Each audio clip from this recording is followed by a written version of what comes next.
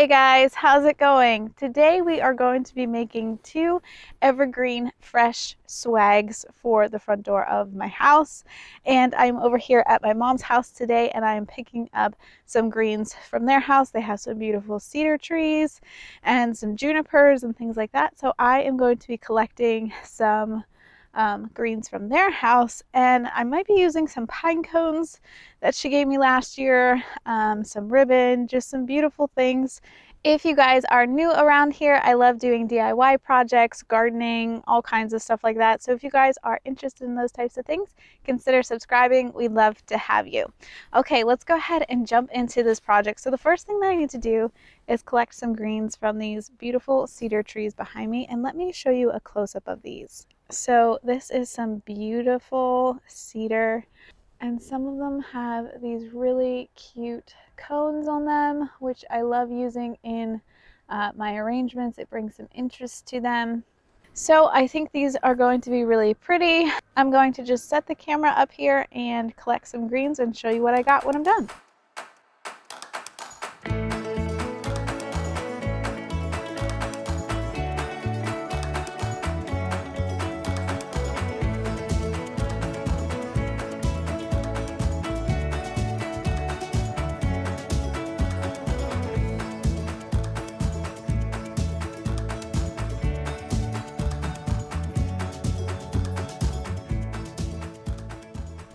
Now let's walk down and see what we can find on the junipers. Okay, so here is one of their juniper trees right here.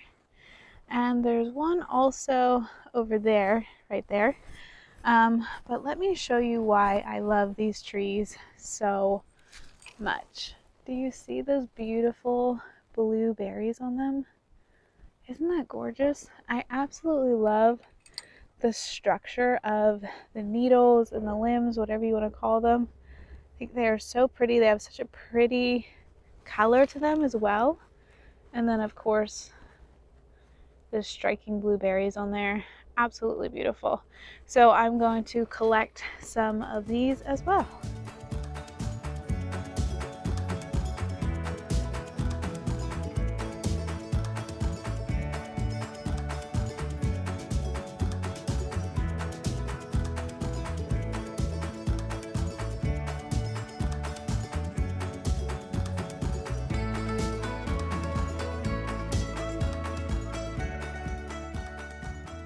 So I got my bucket of juniper right here. Absolutely beautiful. I think I'm going to use the cedar as like the main bulk of my swags, and so everything else is just going to kind of be fillers and such. So I don't need as much juniper as I did cedar. So I don't need a full bucket of that. I think what I'm going to do now is do a little bit of foraging. They have a back pasture here that kind of borders some woods, and sometimes there's some beautiful rose hips and berries and things like that. So I think I'm going to walk down here, see what I can find.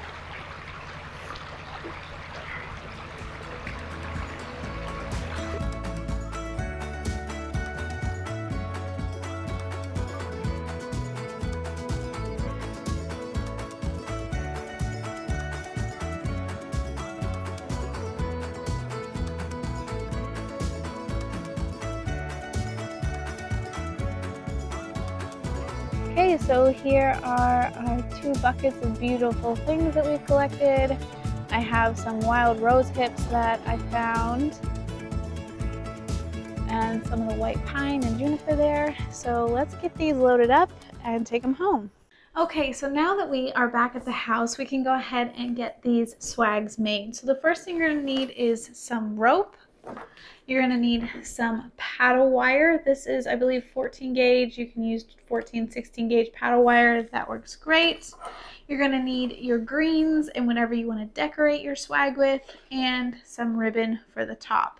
You're also going to need something to cut your ribbon and your greens and things like that. So I already have a piece of rope cut here. And I'd say that this is about 18 inches of rope plus enough to make a little loop at the top. Now, if your rope is small enough that you can go ahead and tie this loop, go ahead and do that. Mine is a little too big to really tie it, so I'm just going to use my wire here, and I'm going to secure my rope with my wire. So first I'm going to make a nice tight loop like this, and then I'm going to wrap very tightly until I feel like that's nice and secure. There we go. Okay, so this little loop at the top is what you're going to hang your swag with. So I have some of the command hooks on my front doors that I always hang wreaths and stuff on, so this will go nicely on one of those command hooks. And then we can start building our swag. So I'm gonna go ahead and cut this wire off here, because I'm going to need my wire on down here at the bottom. We're actually going to start at the bottom for our swag. And I'm going to finish wrapping this around, and I'm going to tuck it in and make sure that it's nice and snug and secure and isn't going to unravel on me. Okay, so now that that's done, we can go ahead and start with our greens. So I'm going to take some of this cedar that we found today, and this is going to be my main, oh, there's a spider. This is going to be my main base today. This is what most of my swag is going to be made out of, with a few embellishments from some of the other things we have. And this first layer on the bottom, I want it to be quite full. So I'm going to get some bigger branches here, and I'm going to make this bottom layer nice and thick. Okay, and I kind of want it to have sort of a point, sort of come to a point at the bottom, so kind of have like a distinct end, at least sort of like that anyway. So that's looking pretty good to me so far. So what I'm going to do is I have about 4 to 6 inches of rope here at the bottom, and I'm just going to squeeze my branches around that rope and kind of just have to mess with it till you get the look that you're looking for, kind of get it to lay the way you want it to. Once you have it the way you want it, you can then go ahead and attach, like I said, 4 to 6 inches of rope down here, and then attach your stems to your rope. To do that, we just take our wire here and we wrap it around very, very tightly. So you don't want to break your wire here, obviously, but as your greens start to dry, they will shrink up in size, and you don't want anything falling out as it starts to shrink.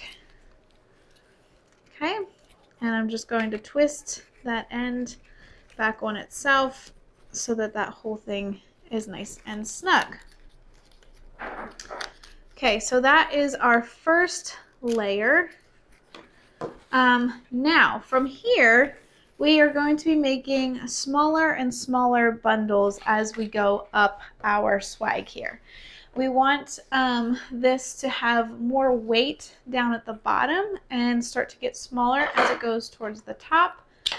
So this time I'm going to take a little bit smaller of a bundle, and I'm going to grab some of the juniper and add some of this in. I'm going to add some of those different textures in here as well. And this time, instead of putting my bundle straight on the rope, I'm going to kind of put it at a little bit of an angle across, and then the next bundle that I'll do, I'll kind of do it at an angle this way. So let me get these attached here.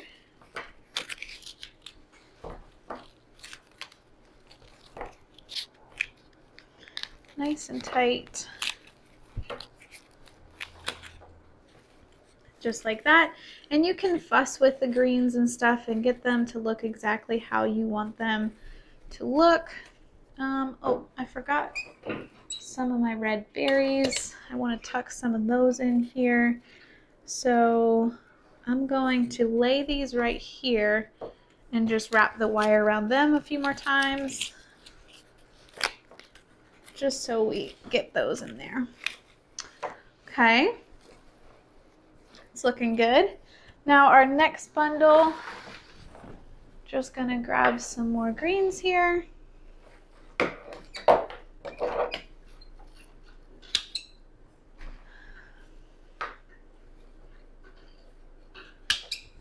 My cats are having an absolute heyday with all this greenery in our house right now. She's under the table playing with little pine cones and all kinds of stuff. Cats are funny. Okay, so here's our next bundle. It's looking a little big. There we go, that looks better. And I want to add some more red berries into this. You can always go back in afterwards too, after you put in all the greens and things, and add in some smaller things like the berries and things like that, even little pine cones with some hot glue. And that way you can position them a little easier. Sometimes whenever you're making these big bundles and things, the berries and whatnot can kind of get lost in the bundle. So if you're not getting the look that you want with your berries, you can always just add your berries in a little bit later with some hot glue, which I might do here and there. I might add like a little grouping here of more red berries. We'll see when it's all done. Okay, so this is how our swag is looking so far. We are just going to continue making bundles all the way up to the top of this. If you end up with some stems really sticking out from one side, you can go ahead and chop those off.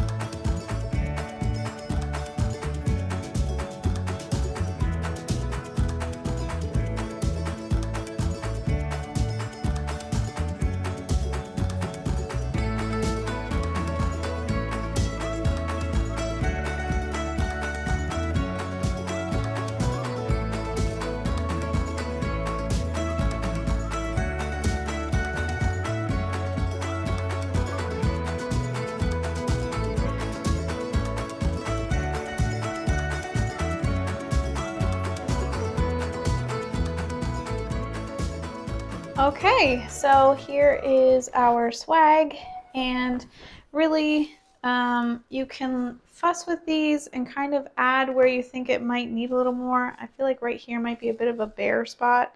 I might need to add a longer piece in here, but really when you hang it up in the door, you can kind of decide whether you like the shape or not, if it needs anything more, if you need to glue something in. It'll kind of hang differently when you hang it up on your door than when it's laying on the table, because like right when I lay it on the table, it looks full, but when I hang it up, it kind of doesn't quite look full enough. So I'm going to mess with that a little bit, but the next step that we need to do is making our bow. So up here at the top, we can go ahead and cut that guy off. We have our hoop where we're going to hang it, and we have all of this junk here, and we need to cover this up. So that's where a bow comes in really handy, and I found this really pretty bow at Walmart this year. So making a bow is quite simple if you kind of have a general idea of how to do it. So let me just give you guys a quick bow crash course. Now, when you are dealing with a bow that has a pattern on one side and not a pattern on the other side, I like to actually make my bows inside out, and you'll see why here in a few minutes. So we're going to be using the side that does not have the pattern, and I'm going to leave myself a little bit of a tail, about like that. So I have about a foot or so of tail that I'm going to leave, and I'm going to just pinch it right here at my fingers. and I'm going to make a little loop and then pinch between those two fingers again. Okay, same thing, little loop, pinch between the two fingers. These loops I like to be about the same size and always keeping that print on the inside. Now I'm going to make another loop. This time it's going to be just a little bit bigger. So a loop on each side, making it just a little bit bigger each time. We're just going to do that again. Another loop, a little bit bigger. And it's okay if it doesn't look perfect right now. It's not going to. And another loop. And just a little bit bigger than the one previous. Okay. So this is what our bow looks like right now. Doesn't look like much. Okay, so we are going to, let's just do one more actually. I want a nice full bow. So I'm gonna do one more loop. Oh, and I ran out of ribbon. Well, I guess that's just how big the bow is gonna be. That's always fun when you run out of ribbon. Okay, so, so now this is my bow, okay? So I have a distinct middle and two sides, okay? So I'm going to go ahead and get a piece of wire, which I would recommend getting your piece of wire before you make your bow. Okay, I'm just going to take a piece of wire here and I'm going to wrap it around the middle of where my bow is. And I am just going to go really tight with this because I don't want my bow slipping or falling apart. Okay, so there. I'm leaving a little extra here so that I can attach it to my swag in a moment. Now, this looks rather sad. Let's fix him. So what you want to do is you want to turn those that ribbon inside out so that you can see the pretty pattern now. Okay, so you just take it and turn it and fluff it up. Okay, turn it and fluff it up. And simply by twisting it like that and showing the pattern, you end up getting a nice full bow. So I'm just going to keep doing that. Twisting and twisting, and after you get them all twisted outward, you can really mess with them and get it to look the way you want it to look, because it can kind of look crazy until you fluff it and make it look pretty and make it look exactly how you want it to look. So I'm just kind of manipulating it until it gets to where I like it.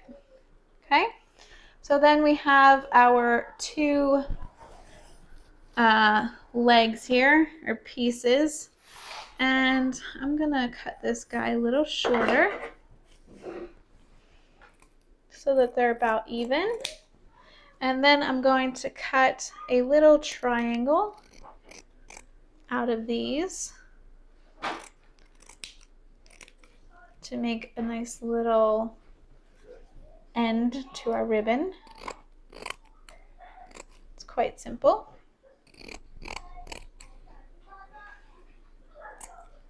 Okay, and then from there we simply just take the wire that we use to hold the bow together and we're going to wrap it around your swag. So I'm just going to go ahead and attach this. And if you want a simpler bow on top, you can do less loops. If you want a more fuller bow, you can do more loops. It's really up to you and what you want your bow to look like, but there is our swag. Let's go ahead and hang it up outside and see what it looks like. Okay, so here they are. Here are my two swags. This bow is looking a lot prettier than that bow. I'm gonna have to do some work on that one. But I ended up making two here, And as you can see, like, I tried to make them symmetrical, but it's really hard. I think what I'm going to do is add a little bit more into this side and over here, because this guy's kind of skinny compared to this guy. So when you're comparing them, like, I don't know, I'm gonna try to make him a little more look like this one. But overall, I think they're really, really cute and I love them. Up close here you can see the detail of the pine cones and the fresh berries, or rose hips I guess, not berries, and the different colors of greenery that we used. They're very, very beautiful. And reality is this mess. And that's basically it. I am going to try and make those a little symmetrical with some hot glue and just gluing in a few more pieces to kind of fill them out a little bit. But that's basically it. Also, I may go back and add some more of the red rose hips because I absolutely love them. And there's not too many in it yet. Some of them kind of got covered up by some of the different bundles. So I might add in a few more of those. But that's basically it. Pretty simple. I'd love to see the ones that you guys create. If you guys make any wreaths or swags or garlands or anything like that, tag me on Instagram, The Mythical Mom, and I'd love to see them. I'll share them in my stories and things like that. I think homemade things like this are just so pretty. So if you guys end up making something like that, be sure to tag me on Instagram, and we will see you in the next video, guys.